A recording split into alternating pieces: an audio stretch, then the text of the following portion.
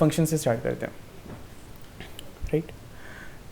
Okay, so basically what is a function and why do you need it. तो ज़्यादा time PPT में waste नहीं करेंगे. बस ये एक सिंपल सी डेफिनेशन है फंक्शन की कि नॉम three it gives you three advantages. Using functions in your program basically gives you three advantages. It improves the readability of the code. That is, if someone looks at your program, he can make out what your code, he or she can make out what your code is doing. Normally कोई programme पढ़ने में ना पढ़ के समझ नहीं आता कर क्या रहा है exactly, unless तुम्हें क्वेश्चन भी पता है. But if you're using functions, it is slightly more readable than it usually is, right? And secondly, it improves the reusability of code. तुम एक कोड को एक बार लिखो एंड तुम उसको मल्टीपल टाइम्स यूज़ कर सकते हो. With functions you can do that, और else your code is going to be very long. And thirdly, debugging the code is easier, right. अभी हम एक सैम्पल फंक्शन लिखते हैं and we will verify if all of these three benefits that we are discussing क्या ये सच में होता है, right. So before we do that we should know the syntax of a function. So function, if you want to use function, it is going to have two different parts. First of all is the function prototype या फिर declaration. जैसे variable use करने से पहले you declare the variable somewhere in your function program and later on you use it. Similarly, function को भी declare करना पड़ता है. You have to tell the program that at some point you are going to use this function and बाद में तुम उसको use कर सकते हो. So जो declaration वाला process होता है उसको prototype बोलते हैं, function prototype. ये उसका format होता है. Return type is what type of value your function will return. Then it is followed by the name of the function and whatever input it takes. उसको हम within simple brackets लिखते हैं, right? So ये तो syntax है. Let's see how we write a function. Okay. इस text visible है तुम्हें screen पे? I hope ये visible होगी. कोई chat में बता दो. Okay, screen. Okay, cool. So let's see how we write a function. So basically हमने यहाँ पे syntax देखा. एक second. This is the syntax to क्या बोलते हैं, to declare the prototype of a function. Now prototype means declaration, right? तो पहले एक simple program लिखते हैं. एक second. include stdio.h and ये हो गया तुम्हारा normal library जो हर program में तो input करना ही होता है for using printing and scanning. I mean printf and scanf. Input output library.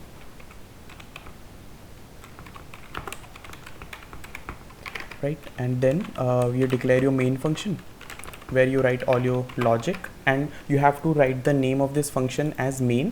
सिर्फ वही execute होता है program में सबसे पहले, right? You do not have the option to name it something else and then it returns 0. So ये तो C का basic program हो गया. इतना minimum तुम्हें हर program में लिखना है. Now let's see how to write a function. So function का मैं गोल लेता हूँ. लेट्स से मैं एक फंक्शन बनाना चाहता हूँ जिसमें मैं 2 नंबर इनपुट दूंगा and it should return me the larger of the 2 numbers. मुझे मैक्सिमम फंक्शन बनानी है. It should return me the maximum of 2 numbers. तो मैं 2 सिंपल वेरिएबल्स डिक्लेयर कर लूँगा.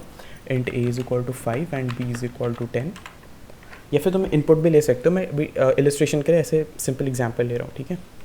एंड ठीक है, ये मेरी वेरिएबल डिक्लेयर हो गई. Now I have to, according to this syntax, I have to declare a function prototype. So how to write a function prototype? It should have a return type, it should have the name and the inputs that it will take. So first I will write return type. I will take as int क्योंकि मैं int variables use कर रहा हूँ, integer.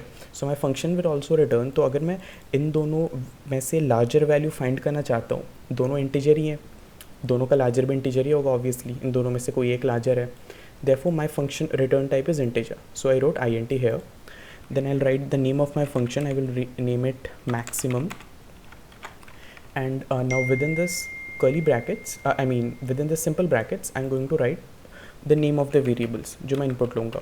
int a, int b. ठीक है.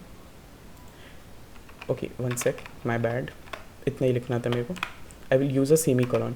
Now this thing tells the compiler that this is a function that I will use somewhere in my program. This is called declaration. मैं यहाँ पे function क्या करेगा वो मैं define नहीं कर रहा हूँ, मैंने सिर्फ declare कर दिया. ऐसे, just the declaration. Now I will define it.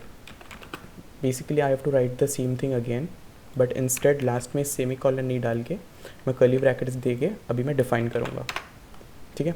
No within this curly brackets I will tell the program what to do जब ये फंक्शन कॉल होता है. सो मेरे को बेसिकली इन दोनों में से लार्जर नंबर फाइंड करना है. So I will use if a greater than b, I will say return a, else return b, right. So इससे होगा क्या, जब भी ये फंक्शन कॉल होगा इसमें दो वेरिएबल्स होंगे ए बी, मैं ए बी को कंपेयर कर रहा हूँ, दोनों में से दो भी बड़ा है, I will return it. Now return is a keyword in C language जो कि फंक्शन में से एग्जिट कर देता है कंट्रोल. सो फॉर एग्जांपल इसको ऐसे समझ सकते हैं. Okay, now here since I have defined the function, now I will call it my main function, right? I will use printf अपना result print करने के लिए maximum is, or I will use greater of the two, and I'll use percentage d because this is an integer function, int value print करनी है मेरे को, so I will write percentage d since percentage d is the format specifier for int. and यहाँ पे मैं function को call करूँगा.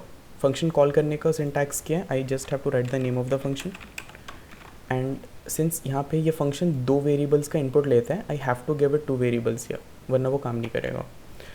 तो मेरे दो variables हैं a and b, ठीक है. तो अब होगा क्या, the moment I run the program now, यहाँ से function कॉल हो रहा है. see this is main function, यहाँ से मैंने मैक्सिमम फंक्शन को कॉल करा, मैक्सिमम फंक्शन एग्जीक्यूट होगा, एंड इस पे दो इनपुट्स हैं a and b which is basically the same 5 and 10. वो यहाँ पे कंपेयर होंगे. पहला कंपैरिजन में आएगा 5 is not greater than 10, false आएगा. It will come into else and will return b.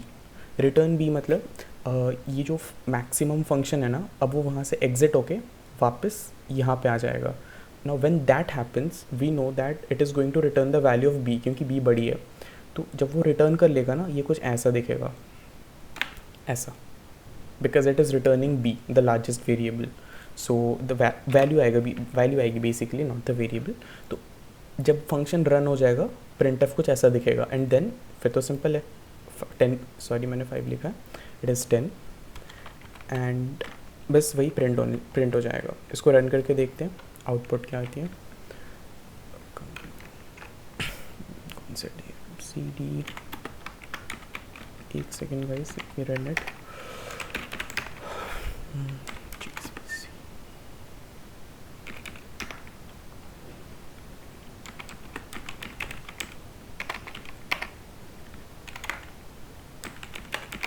ठीक है, greater of the 2 is 10. Output visible है यहाँ पे.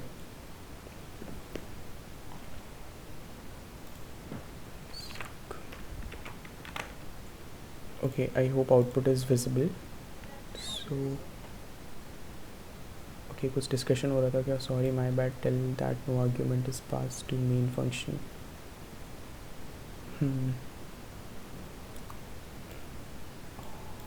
Okay, please unmute your mic for any questions based on my knowledge. Yeah, I was not able to hear your chats. Why have we written void in the bracket? Basically मैंने void इसलिए लिखा है, इन नहीं भी लिखूँगा तो कोई problem नहीं है, but the thing is main function कोई आर्ग्यूमेंट लेता नहीं है, तो या तो तुम वहाँ पे void लिख लो या खाली छोड़ दो, कोई प्रॉब्लम नहीं. It will be the same output. चलो अब मैंने void हटा दिया, I will run it again and you will see same result, right. So that is how a simple function works. So एक फंक्शन तुम ट्राई करो, write a function that will return me the, let's say जो एक input लेगा int n and it should return me the factorial of a number. You can do that? Question mark.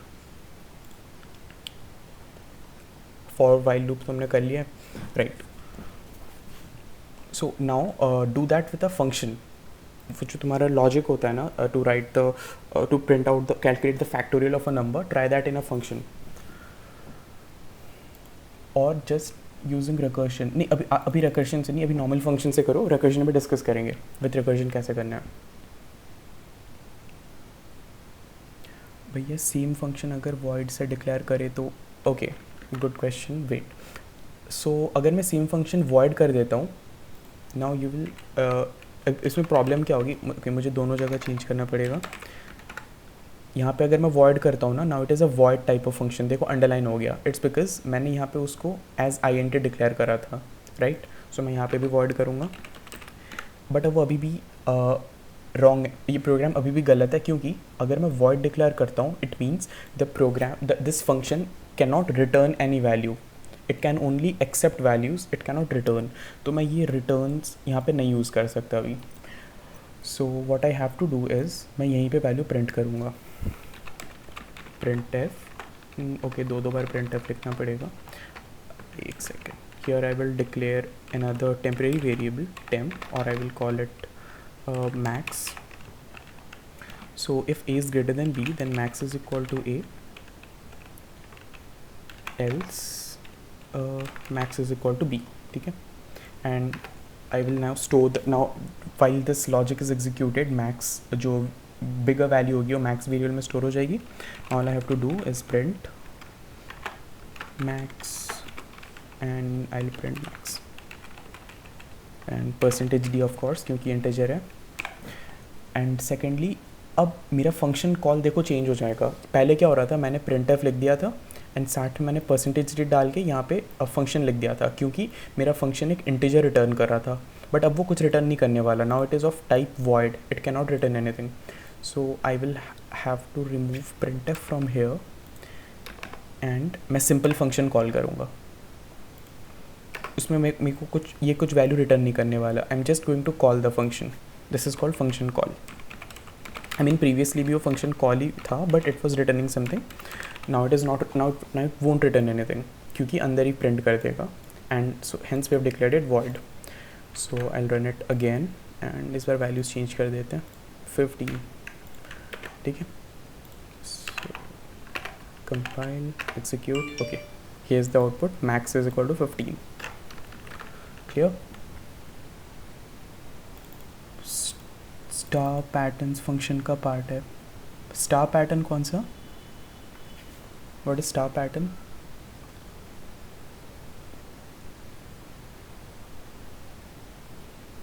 Eight. Okay, तुम्हें 8 का pattern print करना है,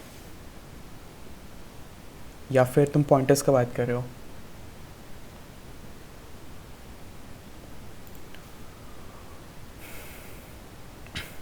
pointers, okay.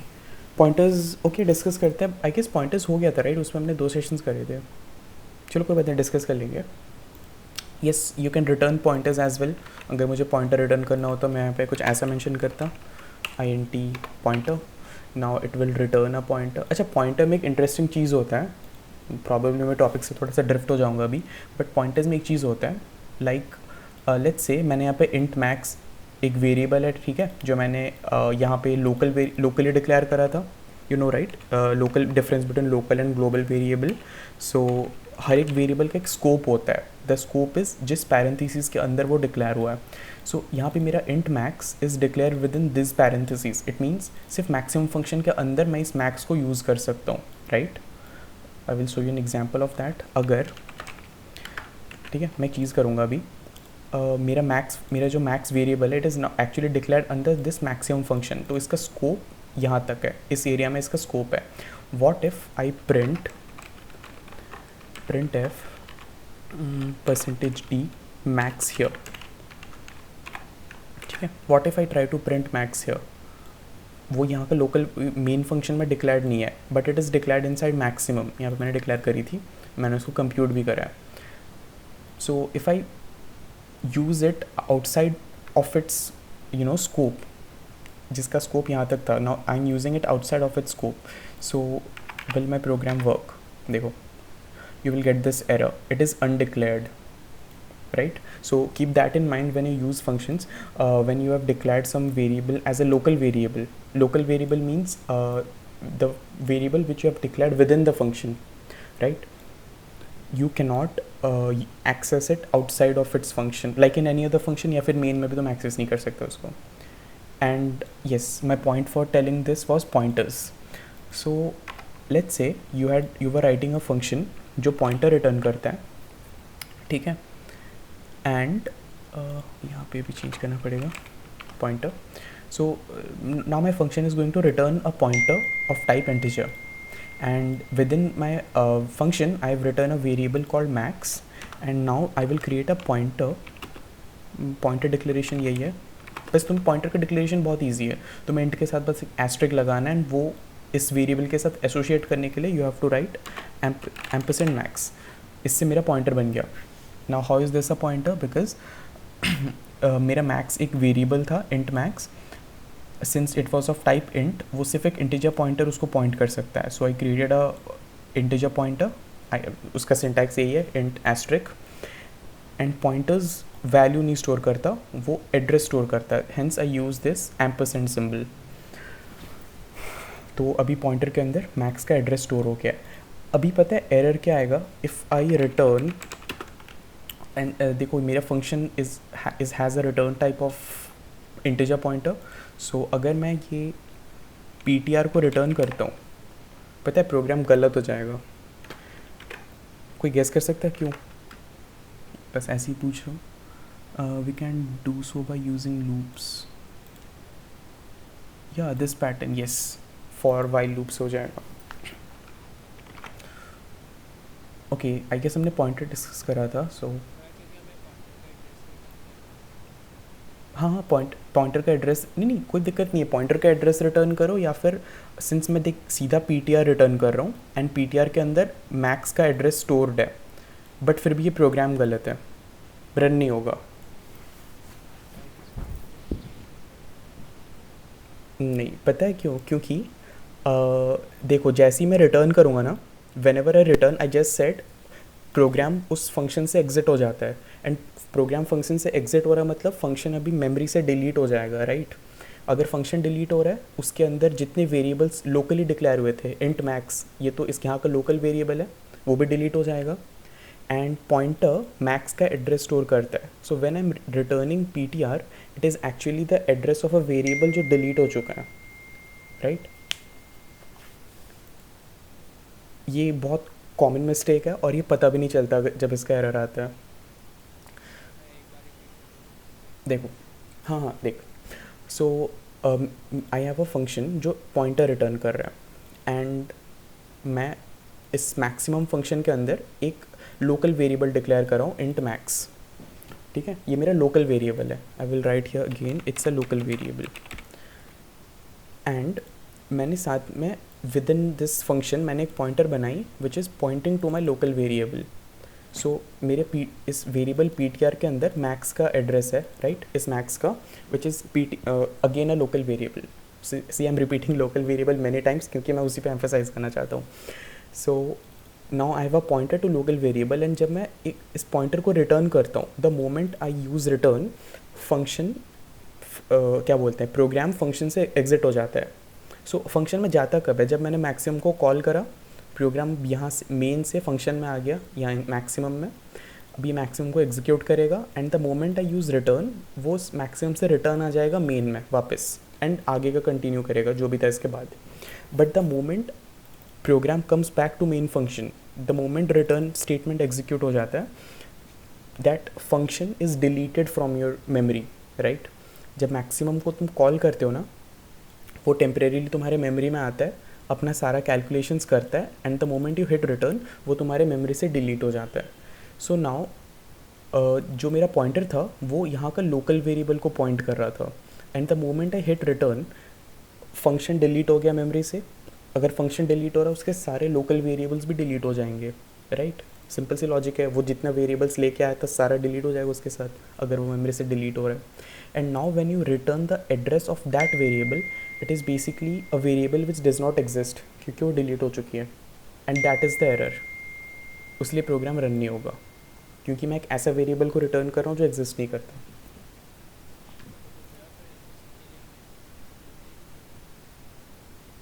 वो एक तरीका वो है, ग्लोबली डिक्लेयर करो, या फिर तुम ऐसा कर सकते हो, तुम यहाँ मेन में डिक्लेयर करो, एंड उसका एड्रेस इस फंक्शन को भेजो. लाइक अगर मैं ऐसा करता हूँ, मैंने यहाँ पे इंट सी एक तीसरा वेरिएबल बनाया, एंड देन मैं यहाँ पे एक पॉइंटर बनाऊँगा इंट सी, और जब मैं फंक्शन को कॉल करूँगा मैं साथ में उसको सी का एड्रेस पास करूँगा. सो अब अगर मैं इस पॉइंटर को रिटर्न करता हूँ it won't be a problem, क्योंकि वो एक्चुअली मेन का वेरिएबल है, तो उसका एड्रेस डिलीट नहीं होने वाला. बस तब दिक्कत तब आती है जब तुम कोई लोकल वेरिएबल को कोई पॉइंटर एसोसिएटेड है and you return that pointer, वो दिक्कत करता है. हाँ.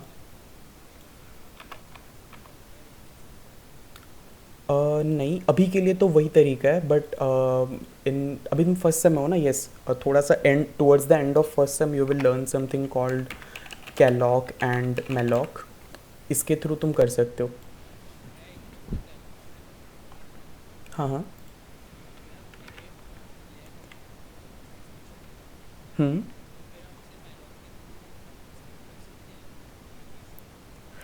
मेलॉक के थ्रू तुम्हें मेलॉक में ना, देखो मेलॉक में तुम बिना साइज़ का भी डिक्लेयर कर सकते हो ऑफ साइज़ ज़ीरो, वो it will be a void pointer. But malloc में फ़ायदा ये होता है कि तुम रीएलोकेट कर सकते हो. उसमें एक फंक्शन होता है रीएलोक करके, I guess if I am correct. हम्म.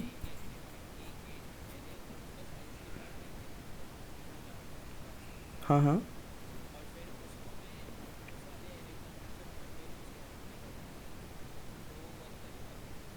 नहीं नहीं नहीं, तुम ब्रांड एक एरे यूज़ कर एक एरे डिक्लेयर करोगे एंड देन कैलॉक के थ्रू उसको पॉइंट नहीं कर सकते. तुम्हें कैलॉक मतलब जब तुम मैलॉक यूज़ करोगे ना, मैलॉक या कैलॉक, वो तुम्हें एक एरे का एड्रेस रिटर्न करेगा. यस. हाँ, वो मैलॉक फंक्शन तुम्हें पॉइंटर रिटर्न करेगा एरे के थ्रू. यस, वो नहीं रन करेगा क्योंकि मैलॉक तुम्हें खुद एक पॉइंटर रिटर्न करेगा and you have to use that pointer. Okay. I guess topic से थोड़ा सा डिविएट हो गए थे. मैं पॉइंट बट ये बहुत इंपॉर्टेंट टॉपिक, मतलब इंपॉर्टेंट चीज़ है, क्योंकि एक बार इसका एरर आता है ना फिर पता नहीं चलता why is this happening. Like for example let's say मैं उसको रन, इस प्रोग्राम को अगर रन करूँगा, यहाँ से मैक्स हटाओ, इसको ज़रूरत नहीं है, एंड यहाँ से सी बी हटाओ. So yes, what I did was, अभी मैं डायरेक्टली मैक्स वैल्यू रिटर्न नहीं करके मैंने मैक्स यहाँ पे वेरिएबल क्रिएट करा. I am pointing it with pointer P T R and I will return the pointer. Right. यहाँ पे मैं क्या करूँगा, सिंस मैं maximum is going to return a pointer, मैं उसको यहाँ पे नहीं लिख के I will just copy it to here and I use asterisk because जो एड्रेस रिटर्न होगा मैं उसके पॉइंटर को, मतलब उसके पॉइंटेड वैल्यू को प्रिंट करना चाहता हूँ. So I will use an asterisk. Right. Now if I run this program, wow, run हो गया. देखो एक खाली वेरी एड्रेस प्रिंट हुआ 1515 जो एग्जिस्ट नहीं करता, क्योंकि right now this pointer P T R is pointing to a non existent variable. Okay, let's go jump to function का जो डिस्कस करना था. हाँ. सो फंक्शन के अंदर दो इम्पॉर्टेंट डेफिनेशंस होते हैं जो कि टीचर्स का फेवरेट क्वेश्चन भी होता है. लाइक ऑफ कोर्स कोई चीज़ कॉम्प्लिकेटेड होगा टीचर्स का फेवरेट होगा ही. एक सेकेंड. हाँ. सो पॉइंटर्स के अंदर दो चीज़ें होती हैं, लाइक फंक्शंस के अंदर दो चीज़ें होती हैं, two definitions that you have to keep in mind. It is called formal parameter and actual parameter. Right. So formal parameter क्या होता है, wait a second, I will write here for you formal parameters.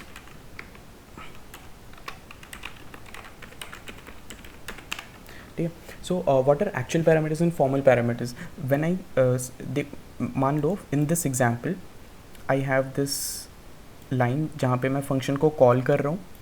I am writing the name of the function and उसको जितनी inputs की list चाहिए जो जो उसका रिक्वायरमेंट है, and passing those values to it from here. And यहाँ पे which is the first line of the function. The first line of the function is called function signature. इस लाइन को function signature बोलते हैं. And यहाँ पे वो values accept हो रही हैं. सो जहाँ पे वो फंक्शन का जो फर्स्ट लाइन है ना, जहाँ पे मैंने इनपुट्स डिफाइन करी है कि फंक्शन क्या क्या इनपुट लेने वाला है, उस चीज़ को फॉर्मल पैरामीटर्स बोलते हैं. सी फॉर्मल मीन्स दैट क्या बोलते हैं, फॉर्मल, फॉर्मेलिटी, क्योंकि करना पड़ता है. Just it's displaying that it's accepting the values. Actually हो क्या रहा है यहाँ पे, जब मैं ए बी लिखता हूँ एग्जैक्टली ए बी वेरिएबल्स पास नहीं हो जाते, ए बी का जो वैल्यू है ना वो कॉपी पेस्ट होता है, यहाँ पे उसके पास एक डुप्लीकेट कॉपी आ जाता है इस ए और बी में. चलो यहाँ पे मैं ए बी नाम लिया हूँ, थोड़ा सा कन्फ्यूजिंग होगा, मैं एक्स वाई लिख देता हूँ, ठीक है. So basically when I call the function here, जब मैं लिखता हूँ maximum of A and B, A की वैल्यू एक्स में कॉपी हो जाती है एंड बी की वैल्यू वाई में कॉपी हो जाती है.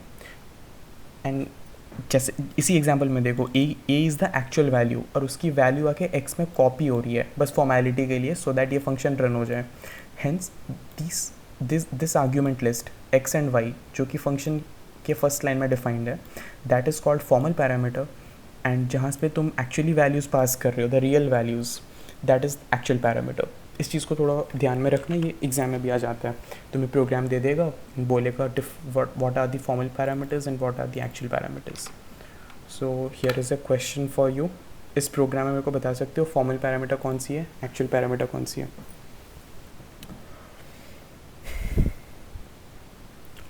चैट में टाइप कर दो. Good, yes. सो सबको क्लियर है which is the formal parameter and which are the actual parameters here? Formal, हाँ ओके. भैया फंक्शन वाला आपने करवा दिया था. यस मैंने फंक्शन करवा दिया था, बट यू नो काफ़ी लोग एब्सेंट थे और सबको डाउट भी था, सो एक बार डिस्कस कर लेते हैं. क्योंकि एक बार सबका फंक्शन क्लियर हो जाए then we can start with data structures. उसमें फंक्शन का नॉलेज ज़रूरी है ना. Not clear, okay. देखो यहाँ पे हो क्या रहा है, कहाँ गया, यस. इस लाइन पे देखो, line number 13, int max is equal to max of 3. यहाँ पे मैंने फंक्शन कॉल करा क्योंकि मैं मेन पे उस फंक्शन का नेम लिख के बस उसे आर्ग्यूमेंट्स दे रहा हूँ, कॉलिंग इट. तो यहाँ पे एक्चुअल वैल्यूज़ मैंने पास किया.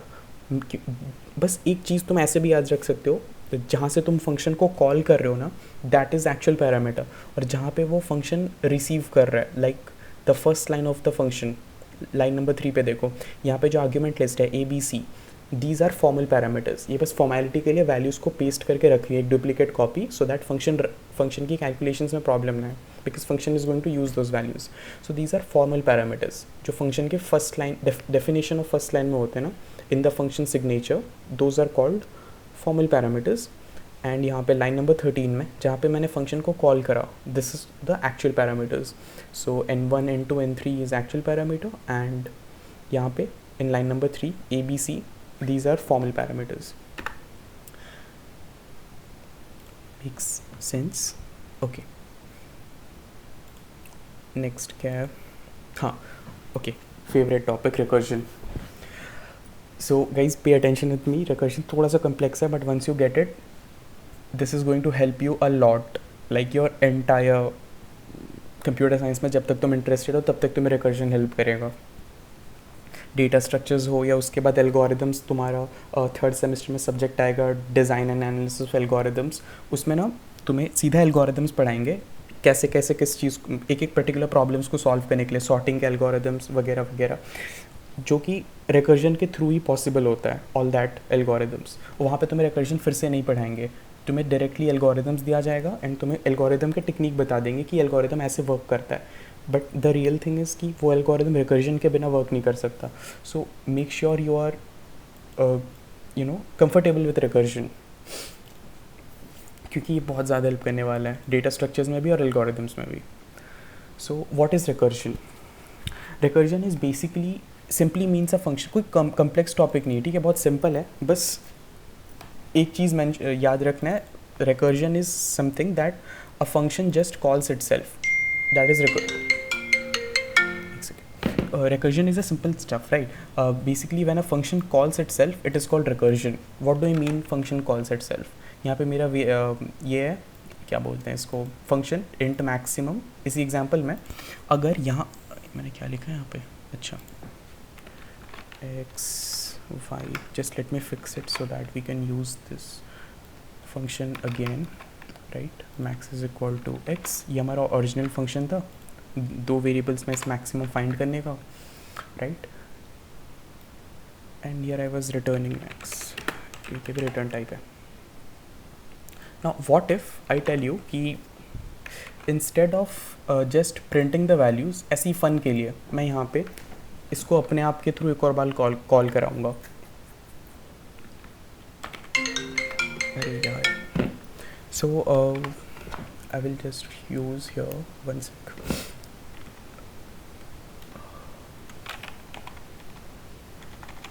What if I write here maximum return maximum of x, y? So ये होगा क्या बेसिकली, एक इन्फिनिट लूप हो जाएगा, क्योंकि मैंने इंट मैक्स को यहाँ पे एक सेकेंड, जैसे ही मैं मेन से कॉल करूँगा ना यहाँ पे प्रिंट, ये नीचे क्यों आ गया है, ओके कूल. सो यहाँ पे बेसिकली होगा क्या, या मैंने मेन फंक्शन में ए बी सी मेरे थी, सी को इग्नोर करो, दो वेरिएबल्स हैं ए एंड बी. अब मैं यहाँ पे प्रिंट एफ यूज़ करूँगा %d एंड मैंने फंक्शन को कॉल कर दिया maximum of A and B, right. And now the moment I use maximum of A and B, maximum function call हो जाएगा, ये वाला चीज़ एग्जीक्यूट होगा. अभी यहाँ पे मैंने इंट मैक्स डिक्लेयर करा, दोनों में से जो मैक्सिमम है मैंने मैक्स वेरिएबल में डाल दी. और अब instead of directly returning max variable, मैं क्या कर रहा हूँ, I am returning maximum of X and Y. So notice करो ये मैक्सिमम फंक्शन अपने आप को दोबारा कॉल करा, राइट. तो ये एक इन्फिनिट लूप में चले जाएगा, क्योंकि इन्फिनिटली वही चीज़ करता रहेगा और कोई आउटकम भी नहीं आएगी. इसका डेमो दिखाने के लिए मैं ऐसे करता हूँ, मैं एवरी टाइम जब भी मैं मैक्स फंक्शन में हूँ मैं प्रिंट करूँगा हेलो आई एम हियर, ठीक है. एक सेकेंड, आई होप अब चल जाए. हाँ, सो सिंपल सी चीज़, मैंने कोई चीज़ ज़्यादा कुछ नहीं छेड़ा मैंने. I just instead of returning the variable max जो कि हमारा रिजल्ट है, I am returning maximum of X and Y. तो डायरेक्टली रिटर्न नहीं होगा, क्योंकि रिटर्न अभी कर नहीं सकता. रिटर्न अभी एक इंडिपेंडेंट स्टेटमेंट नहीं है कि एक वैल्यू है और जस्ट रिटर्न कर देगा. उस पर मैंने बोला return maximum of X and Y, मतलब एक और कैलकुलेशन करनी है, वो फिर से एक्स एंड वाई का मैक्सिमम कैलकुलेट करेगा एंड वो रिटर्न करने की कोशिश करेगा, राइट. सो देखते हैं प्रोग्राम रन करने पे होगा क्या. कहाँ गया,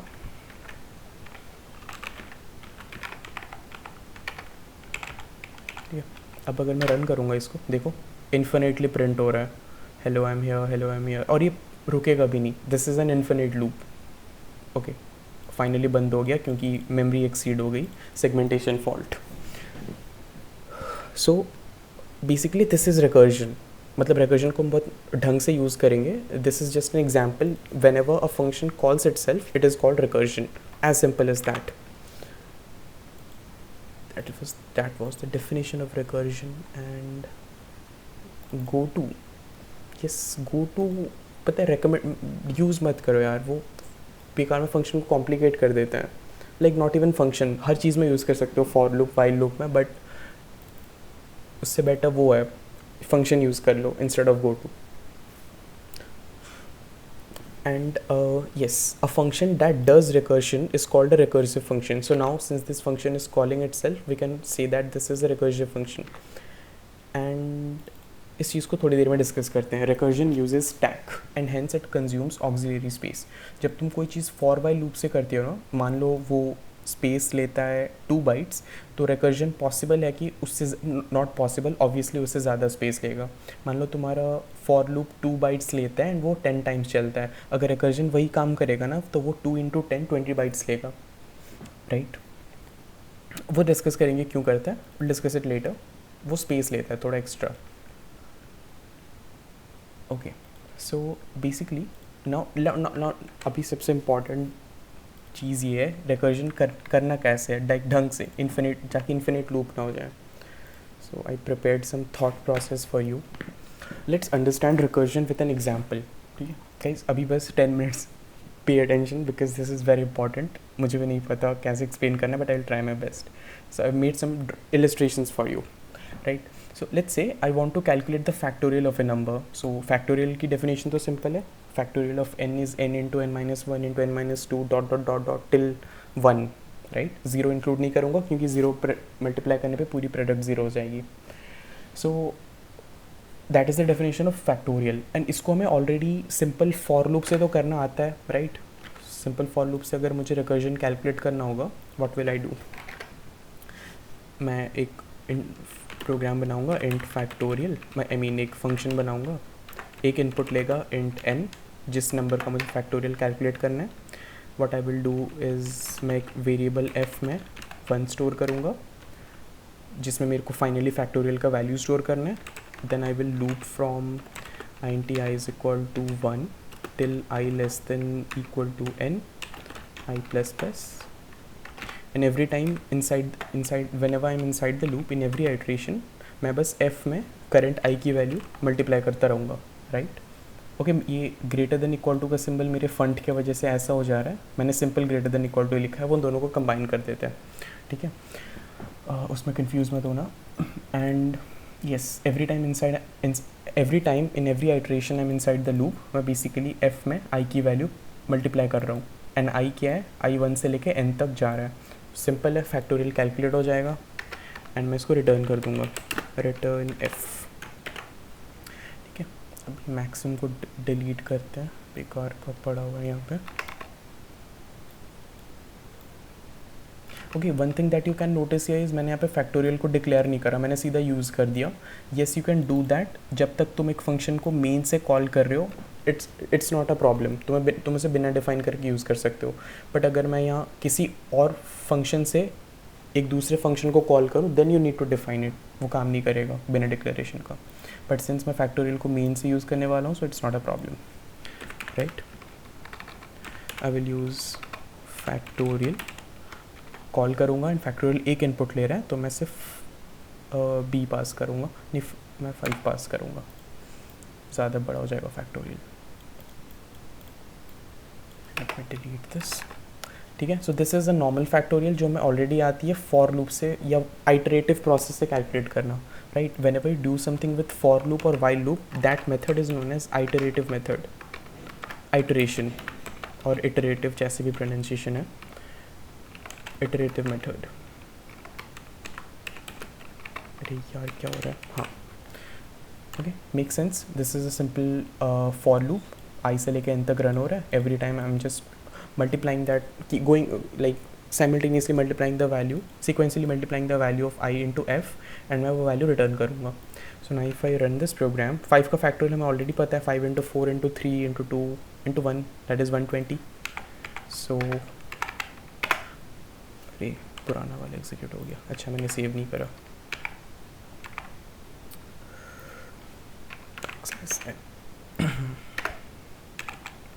ठीक है, 120 प्रिंट हो गया एंड मैंने इसको सिंपल फॉर लूप से करा. Now I want to do the same task but with recursion. How to do that? Any question so far? यहाँ तक क्लियर है सबको how I am doing this with iteration?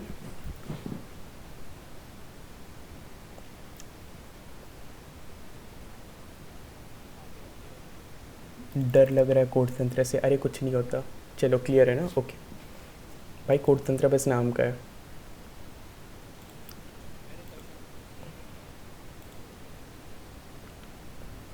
yes, return factorial into n into n minus 1. हाँ, so how do you determine that? क्या क्या क्या कुछ question है? हेलो, ओके ऑडिबल नहीं है तुम. Okay cool. So how do we determine, how do we think of recursion, like उसके एल्गोरिथम बनाना कैसे है? So for that I have given some tips, just 3 है. इन तीनों टिप को हर बार अगर फॉलो करोगे ना तो रिकर्जन का एल्गोरिथम सोचना थोड़ा इजी हो जाएगा. First thing that you should no is recursion will do it the bottom up way, which is उल्टा. आइट्रेशन जिस वे में एक प्रोग्राम को सॉल्व करता है ना, किसी प्रॉब्लम को, जैसे फैक्टोरियल, वो क्या कर रहा है, 5 इंटू 4 इंटू 3 इंटू 2 इंटू 1 इस वे में सॉल्व कर रहा है. रिकर्जन उसका उल्टा करेगा हमेशा. लाइक ऑब्वियसली तुम आइट्रेशन में ऑर्डर चेंज करके उसको उल्टा कर सकते हो, बट जो नॉर्मल मेथड होता है ना, रिकर्जन हमेशा उसके उल्टे मेथड से करता है. It is always bottom up. उसको डिस्कस करते हैं after we see the algorithm. And then one thing that you should think of before you start to code a recursive function, that what is your base case, that is when should you stop. Now when should we stop? In our example जब हम factorial recursively calculate कर रहे हैं, factorial का definition ये, एक second let me turn on pointer, बहुत मज़ा आ रहा था pointer चलाने में. yes, so ज़्यादा हो गया, अब सही है. So let's say I want to calculate the factorial of n. I will do n into n minus 1 into n minus 2 and till 1. See, notice that I am going till 1. मैं इसके नीचे नहीं जा रहा, क्योंकि अगर मैं 0 मल्टीप्लाई करूँगा, right, if I multiply 0, see I am doing bubbles on 0. अगर मैं 0 मल्टीप्लाई करूँगा, मेरी एंटायर प्रोडक्ट 0 हो जाएगी. So one thing that I can notice is 1 is the base case. अगर 1 आती है, I know I have to stop, right. So that is the first thing that you should know when writing a function. तुम्हें stop कब करना है. So in our case, to calculate factorial, will stop at 1. Now yes, 0 is evil in our case, and hence our base case is 1. 1 is the base case. If n is equal to 1, stop recursion, और आगे कुछ नहीं करेंगे. Now the next thing, most important thing is, अगर base case नहीं है फिर क्या करना है. Like इसी से तो आंसर कैलकुलेट होगा. base case पे तो बस स्टॉप करना है, बाकी का टाइम हमें कैलकुलेशंस करनी है. So how do we calculate here? To think about that, just think it this way कि you have to think of an equation जो रिकर्सिवली प्रॉब्लम को छोटे छोटे करके ब्रेक भी करता है एंड उसको असेंबल करने में भी हेल्प करता है. Now I know it sounds total crap, but it has a very simple meaning. In this definition, तुम फंक्शन को, अगर तुम इस डेफिनेशन को फॉलो करो, कुछ ऐसा सिंपल सा इक्वेशन बनेगा, n into factorial of n minus 1.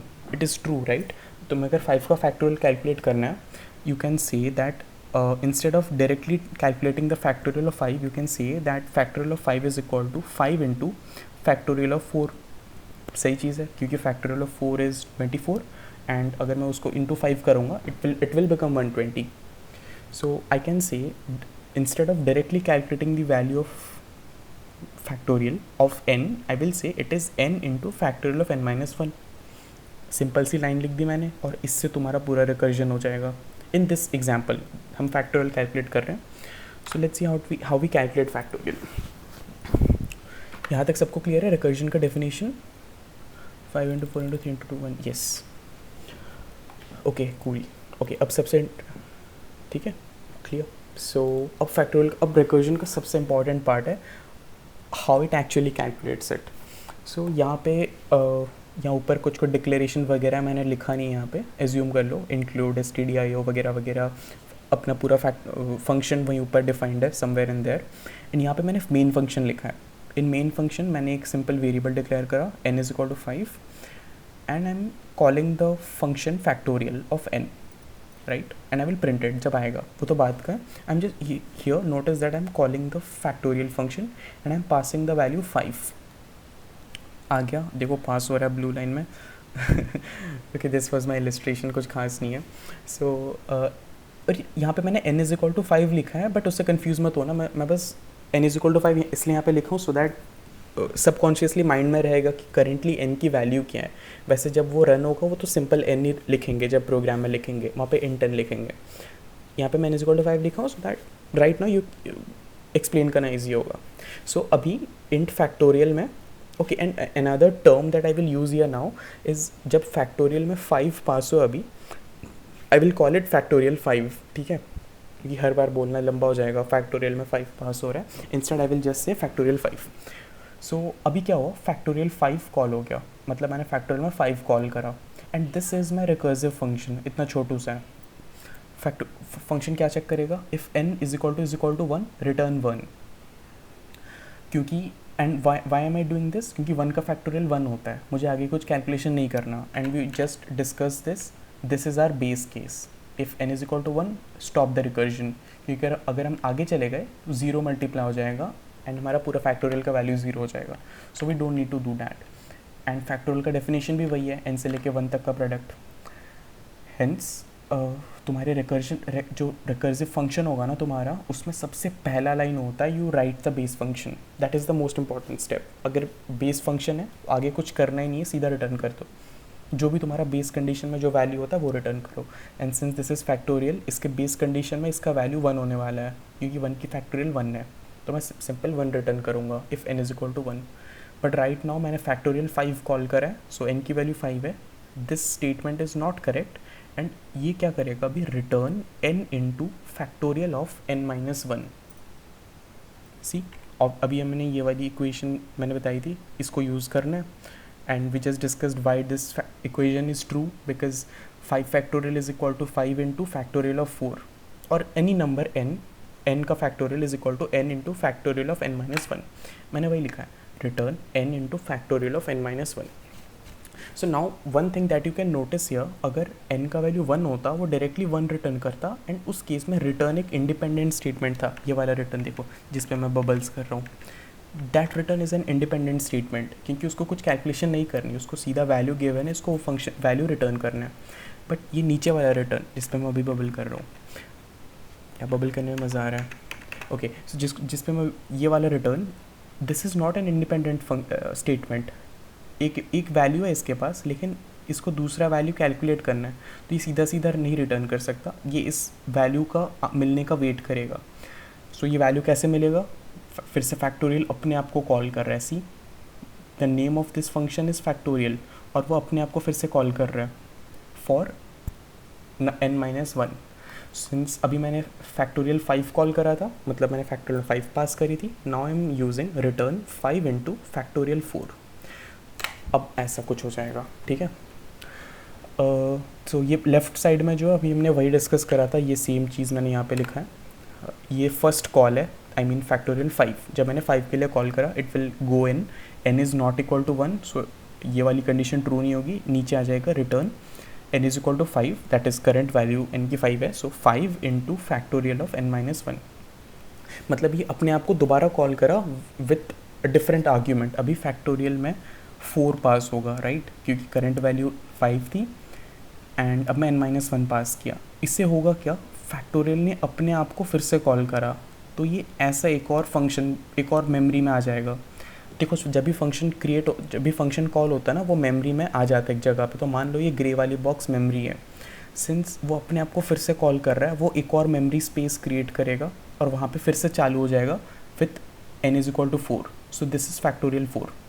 अभी वो F4 में आ गया, फैक्टोरियल 4, एंड फिर से same cheese, n is not 1, क्योंकि n की वैल्यू 4 है, तो ये कंडीशन तो फॉल्स होगी, and it will come here, return n is equal to 4, that is just return n into factorial of n minus 1. अभी करंट वैल्यू 4 है, अब मैं कॉल करूँगा 4 माइनस वन 3 के लिए, जो यहाँ पे हो रहा है. सो ये देखो फिर से कॉल हुआ, and it will look something like this. अभी मैंने फैक्टोरियल 3 कॉल करा, and factorial 3 obviously same thing again, this condition is false, and it will return 3 into factorial of n minus 1. now again this return is not an independent statement, इसको factorial of 2 calculate करना पड़ेगा, that is 3 minus 1 2. देखो 2 के लिए एक और memory space बन गया, एंड यहाँ पे अब रन होगा factorial 2, and again 2 is not equal to 1, ये कंडीशन अभी भी फॉल्स है. और अब क्या करेगा, return 2 into factorial of 2 minus one, that is 1. अब देखो, now it is passing the value of 1, and now when I call it, factorial में 1 पास होगा, and this condition will become true, right, and this function will now return 1, क्योंकि अभी return एक independent statement है, इसको कुछ कैलकुलेशन नहीं करनी है. यहाँ तक सबको क्लियर है? टू दिस पॉइंट 1 तक कैसे पहुँचे? यस, 1 रिटर्न करेगा, अभी करेगा. Okay, cool. So now this function is going to return 1. अच्छा, मैंने तुम्हें एक चीज़ बताया था अभी जब हम फंक्शन डिक्लेयर कर रहे थे, जो इस एग्जाम्पल में भी हो रहा था. जब मैं ये देखो, ये रिकर्सिव फंक्शन नहीं है, राइट, ये नॉर्मल सिंपल फंक्शन था. बट एक चीज़ जो हर फंक्शन फॉलो करता है इज़, जब मैं रिटर्न करता हूँ ना, it will exactly come back to that point जहाँ से वो कॉल हुआ था, राइट. जिस पॉइंट से कॉल हुआ था उसी फंक्शन में आएगा वो. और ये ऐसे होता है क्योंकि इंटरनली जब तुम एक फंक्शन कॉल करते हो ना, प्रोग्राम तुम्हारे कंप्यूटर का जो पेरेंट फंक्शन है, दैट मीन द फंक्शन जिसने उसको कॉल करा है, उसका एड्रेस स्टोर कर लेता है. वो स्टैक में स्टोर होता है, बट अभी स्टैक के बारे में मत सोचो. जस्ट रिमेंबर कि जब तुम कोई फंक्शन से वैल्यू रिटर्न करते हो, it will return to the exact same point जहाँ से वो कॉल हुआ था. So similarly if I look at my example, सबसे पहला रिटर्न कौन करेगा? सबसे n इज़ इक्वल टू 1, क्योंकि बाकी सबका तो इंडिपेंडेंट फंक्शन था नहीं, वो लोग अपने आप के नीचे फैक्टोरियल्स को कॉल कर रहे थे. But when I come to 1 it is an independent statement, it can directly return 1। And वो 1 किसको रिटर्न करेगा? जिसने उसको कॉल करा था। उसको कॉल किसने करा था? फैक्टोरियल 2 ने, राइट? फैक्टोरियल 2 ने फैक्टोरियल 1 को कॉल करा था। So keeping that in mind कि फैक्टोरियल 2 को फैक्टोरियल 1 ने कॉल करा था एंड फैक्टोरियल 1 रिटर्न्स 1, राइट? कुछ ऐसा दिखेगा। एक सेकेंड, राइट साइड में देखो, ये वाला, ठीक है? मान लो इसने रिटर्न करा, look at this yellow line and look where this yellow line joins, it comes here into factorial 2, क्योंकि उसको फैक्टोरियल 2 ने कॉल करा था। सो इसका जो रिटर्न 1 है, ये वाला स्टेटमेंट जहाँ पे मैं बबल कर रहा हूँ, this 1 will come and replace this section, जिसको मैंने ग्रीन से लिखा है ना अभी, जहाँ पे भी ये वाली ग्रीन दिखेगी, जस्ट एज्यूम करना उसके नीचे जो नंबर लिखा है वो जाके वहाँ पे बैठ जाएगा, राइट? सो सिंस मेरे फैक्टोरियल 1 ने 1 रिटर्न करा और वो 2 से कॉल हुआ था, सो वो एग्जैक्टली वहीं पे आके अब 1 हो जाएगा। Clear? Now what will this return statement look like? It is just this, return n into factorial of n minus 1, और n minus 1 ऑलरेडी अपना वैल्यू दे चुका है, it is 1, यहाँ पे मैंशनड है। सेकंड, बबल क्यों नहीं हो रहा? ये रहा, यहाँ पे 1 आ गया। And now what is this statement? Return 2 into 1, यहाँ पे मैंने लिखा अलग से। So now it is an independent statement, इसको कैलकुलेशन नहीं करनी, लाइक कोई फंक्शन को कॉल नहीं करना, सीधा रिटर्न करेगा 2 into 1। और अब फैक्टोरियल 2 किसको रिटर्न करेगा? ऑब्वियसली फैक्टोरियल 3 को, क्योंकि उसने कॉल करा था, right? So this 2 into 1 will come and set here, और ये ग्रीन वाला जो सेक्शन है अब ये 2 से रिप्लेस हो जाएगा। And what will this statement look like? Return 3 into 2, क्योंकि इस फंक्शन में इस फंक्शन में इन द सेंस फैक्टोरियल 3 ने 2 को कॉल करा था, तो जब वो यहाँ पे आएगा, यहाँ पे n की वैल्यू 3 है अभी, and now it will become 3 into 2 6। So factorial 3 is going to return 6 and it will look something like this. अब ये वाली येलो लाइन को देखो, 6 आया है फैक्टोरियल 3 से, और फैक्टोरियल 3 कहाँ से कॉल हुआ था? फैक्टोरियल 4 से। So it is going to come and set here, this 6 will set here, इस ग्रीन वाले की जगह रिप्लेस हो जाएगा 6, and it will return n into 6, n की वैल्यू 4 थी। So this function is now going to return 4 into 6 24। And ये किसको रिटर्न करेगा? ऑब्वियसली फैक्टोरियल 5 को, क्योंकि 5 ने इसको कॉल करा था।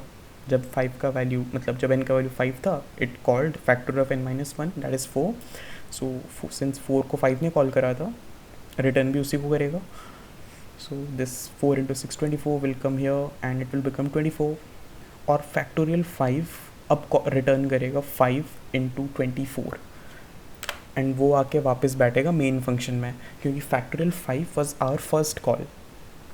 हमें फैक्टर 5 की फैक्टोरियल कैलकुलेट करनी थी, और उसको हमने मेन फंक्शन से कॉल करा था। देखो यहाँ पे in the main function, remember starting में we had return factorial of n, और वहाँ पे हमने 5 पास करी थी। वो 5 ने और 4 फंक्शंस को कॉल करे, मतलब अपने आप को बार बार कॉल करा 4 बार, उन सब ने 1 by 1 करके रिटर्न करा, and then finally this return 5 इस यहाँ पे आता है। 4 ने उसको 24 रिटर्न करा, और उसने 24 into 5 प्रोडक्ट करके वापस मेन फंक्शन को 120 भेजेगा। This is how recursion works.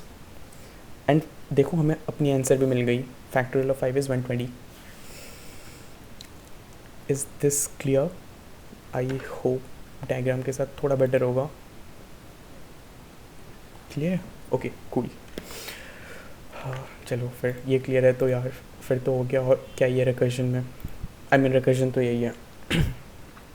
अब बस इसको प्रोग्राम में लिख के देखते हैं।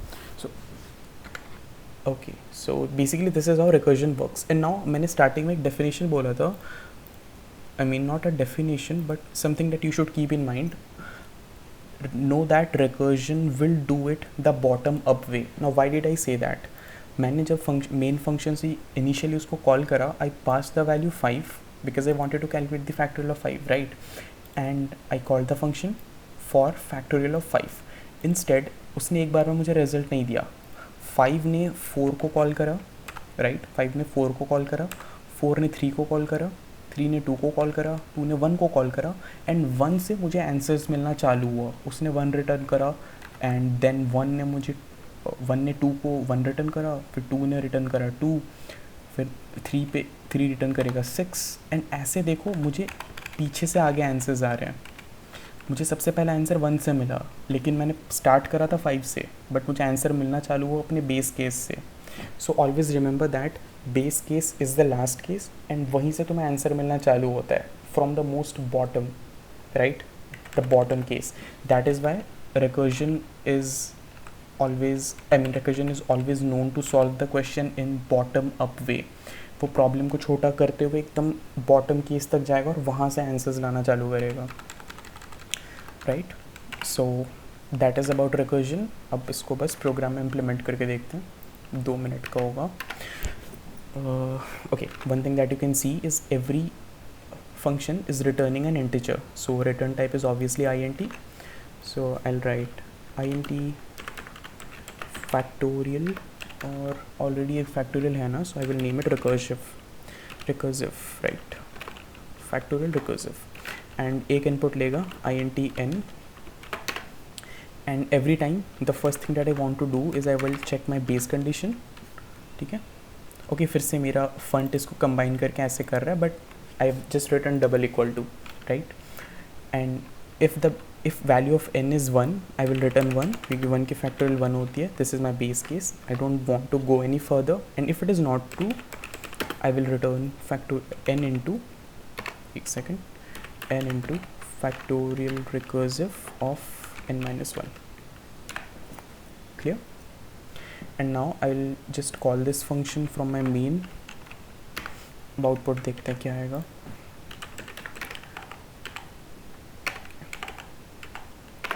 ठीक है, कूल, आउटपुट आ गया 120.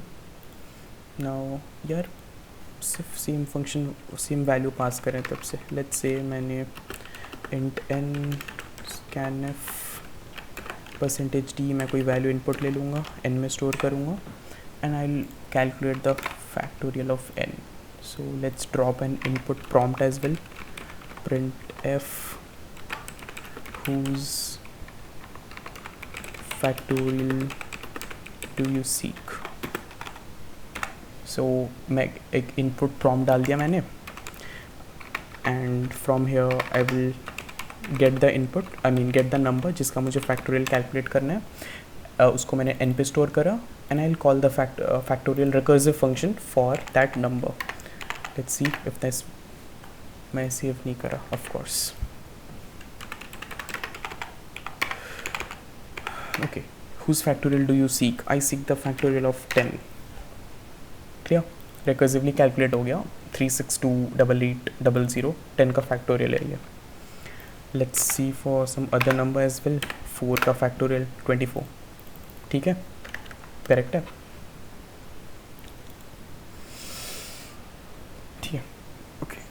हाँ,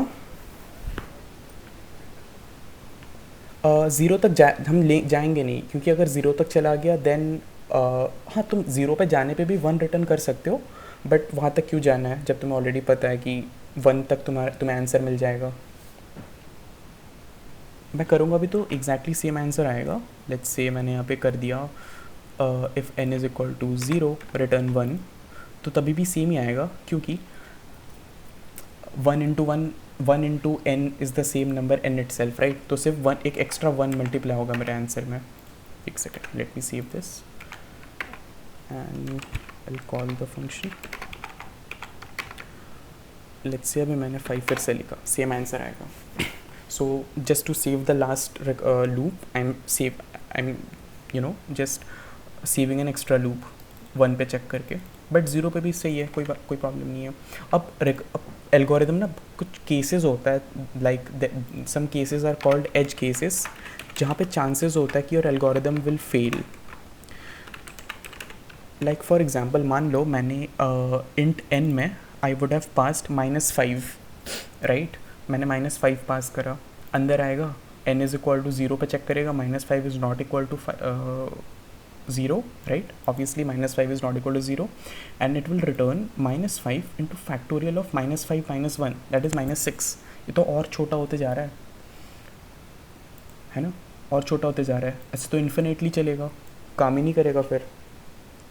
Now this is a case where this recursive function is not going to calculate the result of your answer, the factorial of your number. Now those cases are called edge cases, जहाँ पे तुम्हारी program fail हो जाती है. And program fail होने का दो reason होता है, या तो एल्गोरिथम गलत है, या फिर जो चीज़ हम जो प्रॉब्लम है जिसको हम कैलकुलेट कर रहे हैं वो उस नंबर के लिए डिफाइंड ही नहीं है. And this is our case. Factorial negative numbers का फैक्टोरियल नहीं होता, राइट? क्योंकि फैक्टोरियल होता ही है पॉजिटिव नंबर्स का, पॉजिटिव नंबर से लेके 1 तक का प्रोडक्ट. सो नेगेटिव नंबर्स का प्रोडक्ट फैक्टोरियल नहीं होता.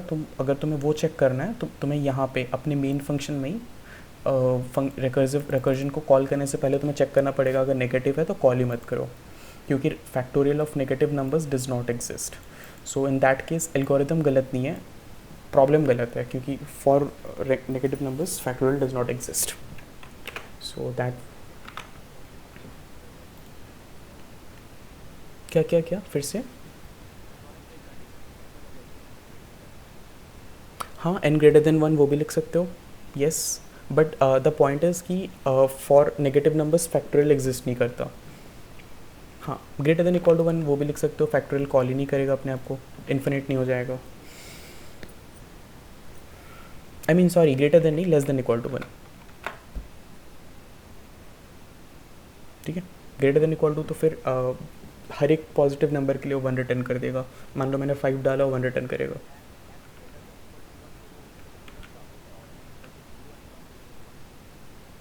यस, 0 पे 1 रिटर्न करेगा. तो तुम बेस कंडीशन में ये लिख सकते हो, if n less than equal to 0 return 1. I mean अगर 0 है या कोई नेगेटिव नंबर है जस्ट रिटर्न 1. बट वो मैं इसलिए अवॉइड कर रहा था क्योंकि फिर कोई भी नेगेटिव नंबर के लिए वो 1 रिटर्न करेगा, which is not true. Negative numbers का फैक्टोरियल नहीं होता, तो उस केस में 1 रिटर्न करेंगे तो थोड़ा वियर्ड हो जाएगा. So I return equal to 0. Any question so far? Error आएगा if you put -4. Yes, any negative number के लिए एरर आएगा, क्योंकि नेगेटिव नंबर्स का फैक्टोरियल एग्जिस्ट नहीं करता. ठीक है, एंड तुम खुद ट्राई करना. लाइक अभी के लिए तो मैंने फैक्टोरियल कैलकुलेट करा. रिकर्जन से और क्या कर सकते हो? मान लो तुम्हारे पास एक एरे है, ठीक है, तुम्हारे पास you have an array of let's say n elements. तुम्हारे एरे में n एलिमेंट्स हैं, and write simple for loop लगा के तो तुम एरे का सम निकाल सकते हो, राइट? सारे n एलिमेंट्स का for i is equal to n, तुम सम में वैल्यू ऐड करते रहोगे. Now what you try to do is try the same thing but with recursion. Calculate the sum of all numbers of a factorial of all numbers of an array with recursion. next week तक कर लेना, right?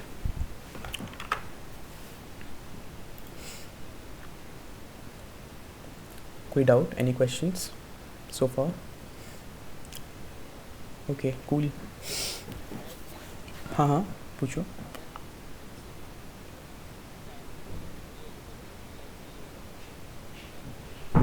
हाँ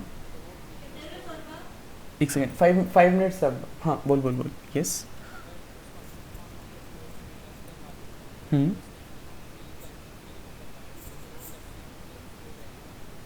yes, उसीलिए तो dynamic memory use करते हैं हम, वो exact problem को अवॉइड करने के लिए. अगर तुम फंक्शन के अंदर नॉट जस्ट फॉर वेरिएबल्स, अगर तुम फंक्शन के अंदर मेलॉक के थ्रू एक एरे भी क्रिएट करें and you return that pointer to that array, that is also cool.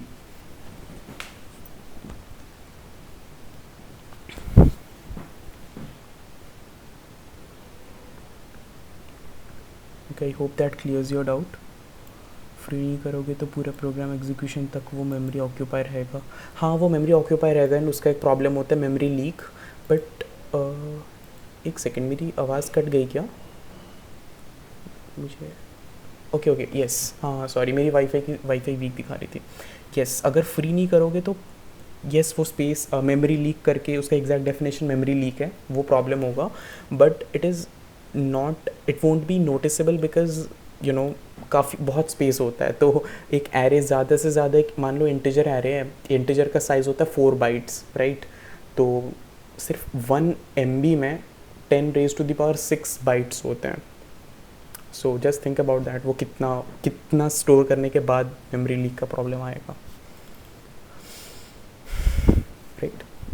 And that thing which Gautam asked कि तुम फंक्शन के अंदर malloc यूज़ कर सकते हो क्या? Yes you can do that.